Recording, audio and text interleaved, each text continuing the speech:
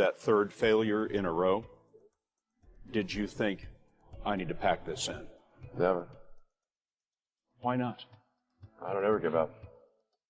I mean, I'd have to be dead or really incapacitated. He has been referred to as the real-life Iron Man. He is the co-founder and CEO of Tesla, CEO of Spacex, founder of The Boring Company, co-founder of Neuralink, founder of PayPal, and co-founder of OpenAI. According to Forbes, he is the 20th richest person in the world with a net worth of about $31.8 billion. He is Elon Musk, and here are his 10 rules for success. And then just work like hell. I mean, you just have to put in, 80 to 100 hour weeks every week. And That's then a lot of work. all those things improve the odds of success. Okay. I mean, if other people are putting in 40-hour work weeks and you're putting in 100-hour work weeks, then even if you're doing the same thing, you know that in 1 year you will achieve what they achieve. You will achieve in 4 months what it takes them a year to achieve.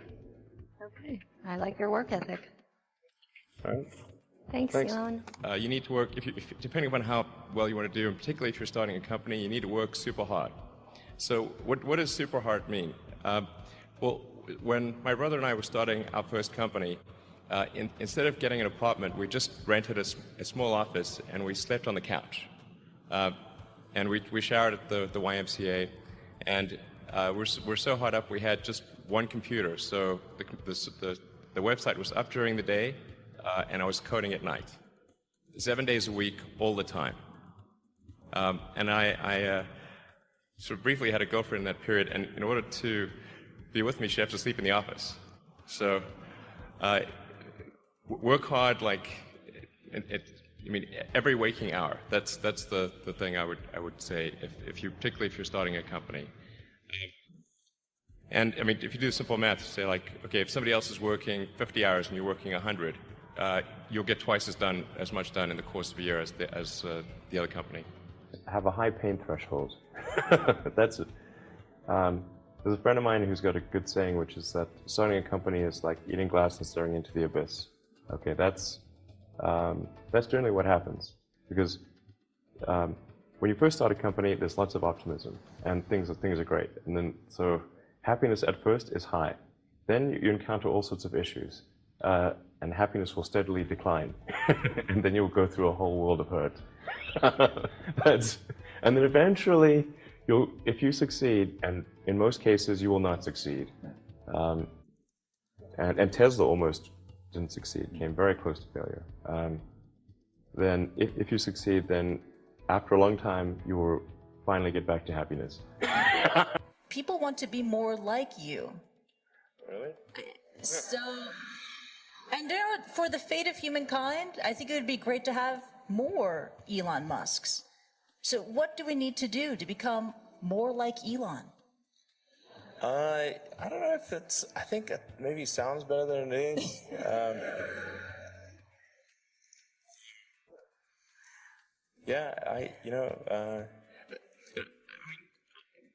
Honestly, like there's a friend of mine who's got a great saying about creating a company, which is trying to build a company and have it succeed is like eating glass and staring into the abyss.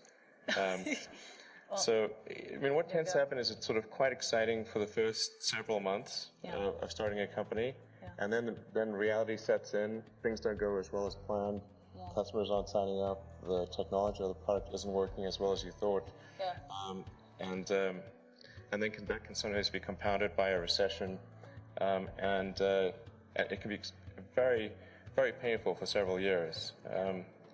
So I think, frankly, starting a company, I would advise people to have a high pain tolerance. People do not think critically enough. I mean, critical thinking is a skill in short supply, where people take too many things they assume too many things to be true without sufficient basis in that belief. So it's very important that people closely analyze what is supposed to be true and try to build up try to say, let's analyze things from first principles, not by analogy or not by convention. If you assume things are true by convention, which is actually what most people do, then it's difficult to gain insight into how things can be bettered. So, in any argument or any sort of train of thinking, you want to make sure that the underlying premises are valid and applicable, and then in reaching a conclusion, that the conclusion you're reaching is necessarily driven by the underlying premises and the interconnection between those premises. That may seem like a really simple thing to say, but most people don't do that. So it's really the foundation of rational thought.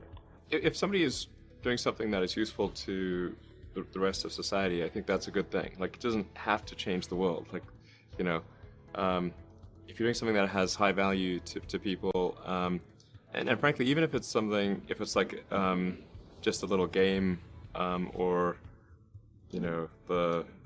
some improvement in photo sharing or something, if it has a small amount of good for a large number of people, I think that's fine. Like, stuff doesn't need to change the world just to be good. People tend to overweight risk on a personal level. It's one thing if you've got, a mortgage to pay and kids to support, and that if you were to deviate from your job, how are you going to feed your family and pay the rent? And okay, that's understandable.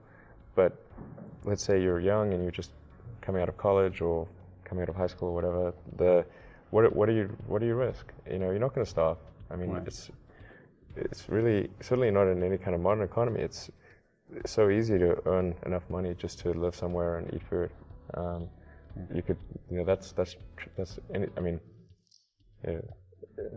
very easy to do. So I don't know what are they afraid of? They're mostly afraid of failure, I think, but people should be less risk averse when there's not much at risk. You've got to make sure that whatever you're doing is a great product or service. It has to be really great. And I go back to what I was saying earlier, where if you're a new company, unless it's like some new industry or new market if it's an untapped market, then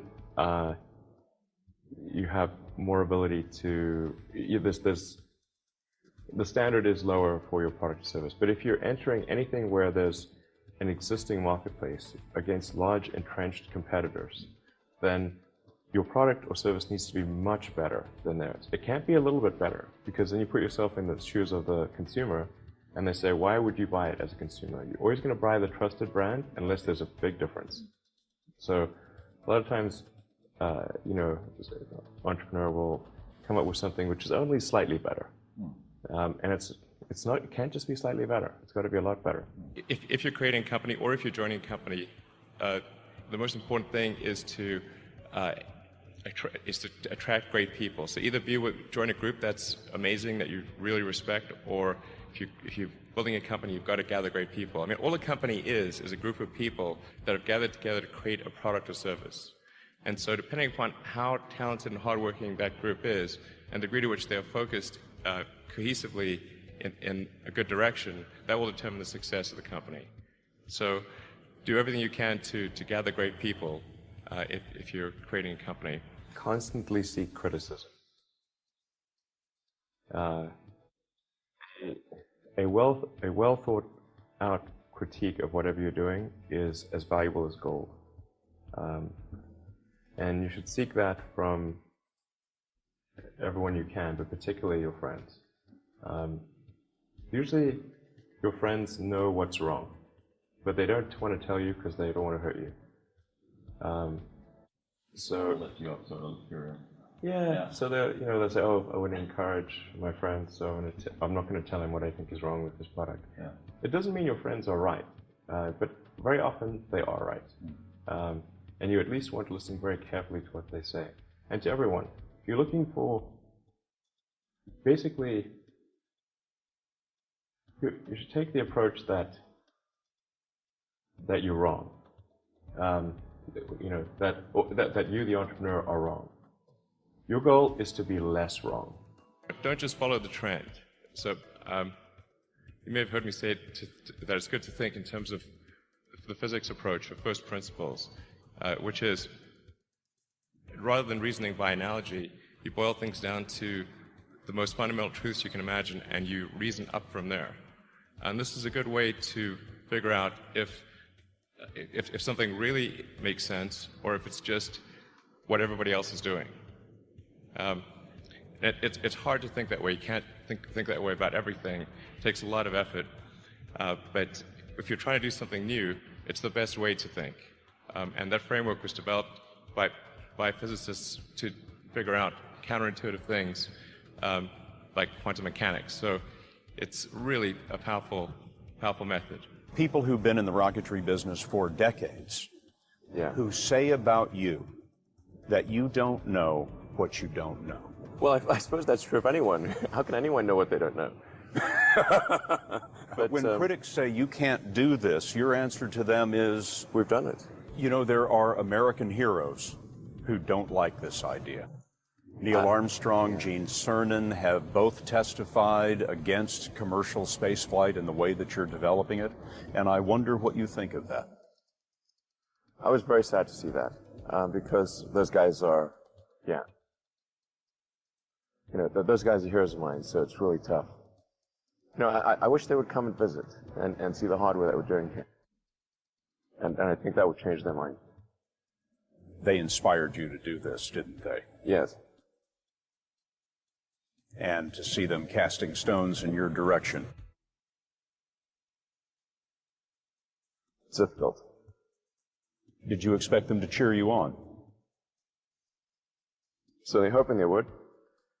What are you trying to prove to them? What I'm trying to do is to make a significant difference in spaceflight and help make spaceflight accessible to almost anyone. And I would hope for as much support in that direction as we can receive. So those were Elon Musk's 10 rules for success. Comment below which one is your favorite, and don't forget to subscribe to the channel for more motivational content. Also make sure to destroy that like button if you enjoyed or found this video helpful. Alright guys, this is Alpha Leader signing out. Thanks for watching.